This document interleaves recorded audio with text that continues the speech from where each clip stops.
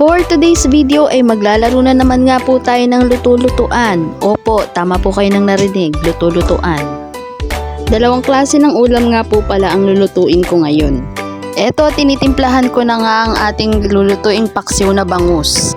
Nilagyan ko na nga yan dyan ng luya, sibuyas, bawang bago ko inilagay itong ating mga bangus.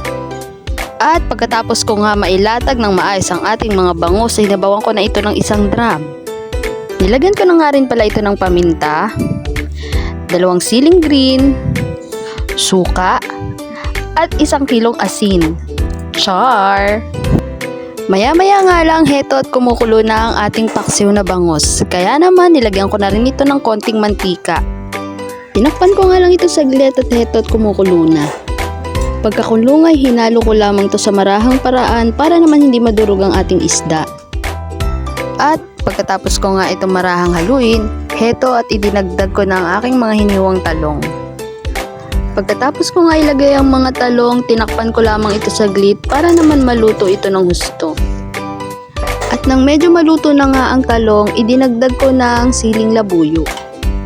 Pinakulo ko lamang nga ito ng ilang minuto at hayaan, luto na ang ating paksiw na bangus. Sunod ko naman ngang lulutuin itong ating ginataang kalabasa. Una kong ginisa itong ating bawang at sinunod ko na rin itong ating sibuyas. Oops, patalastas muna tayo ng konti. Kahit ayaw niyong pakinggan ng paliwanag ko ay magpapaliwanag pa rin ako. Ito nga po pala ang dahilan kung bakit ma-brown ang mantikang ginamit ko. Pagkatapos ko nga magpisa ng sibuyas at bawang ay sinunod ko na itong giniling. Hinalo ko nga lamang ito ng hinalo at saka ko naman tinimplahan ng paminta. Pagkatapos ko nga ito lagyan ng paminta ay hinalo ko lamang ito ng konti at saka ko na ito tinakpan. At nang umusok na nga ito ay saka ko binuksan at hinalo-halo ko uli ng konti. Pagkatapos ko nga itong haluin ay tinimplahan ko naman siya ng patis. Hinalo-halo ko nga lamang ito ulit at saka ko na inilagay ang ating hiniwa-hiwang mga kalabasa. Pagkatapos ko nga itong halu-haluin ay tinakpan ko lamang ito ulit. At nang medyo kumukulo na nga ay tsaka ko naman ito binuksan at hinalo-halo ko lang uli ito ng bahagya. Pagkatapos ko naman muli itong halu-haluin, idinagdag ko na itong ating pangalawang gata. Nilagyan ko na rin ito ng 4 cubes at tsaka ko ito hinalo-halo ulit. Pagkatapos ko nga itong halu-haluin ay tinakpan ko na nga muna ulit. At nang kumulo na nga ay inilagay ko na itong ating kakang gata. Pagkatapos ko nga itong ilagay ay hinalo ko lamang ng konti tsaka ko ulit tinakpan para naman maluto ng husto itong ating gata.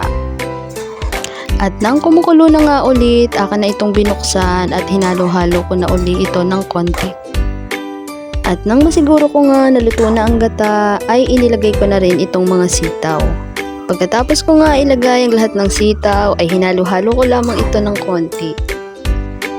At maya-maya nga lamang ay inilagay ko na rin itong aking mga dinurog na chicharon. Hinalo ko nga lamang ito ng konti tsaka ko muling tinakpan para naman lumambot ng husto ang ating chicharon. At nang kumukulo na nga ay akin na itong binuksan tsaka ko muling hinalo para malaman ko kung malambot na ang aking nilagay na chicharon. At eto nga, luto na rin ng ating ginataang kalabasa. Maraming salamat sa inyong panonood. Mag-iingat po kayo palagi.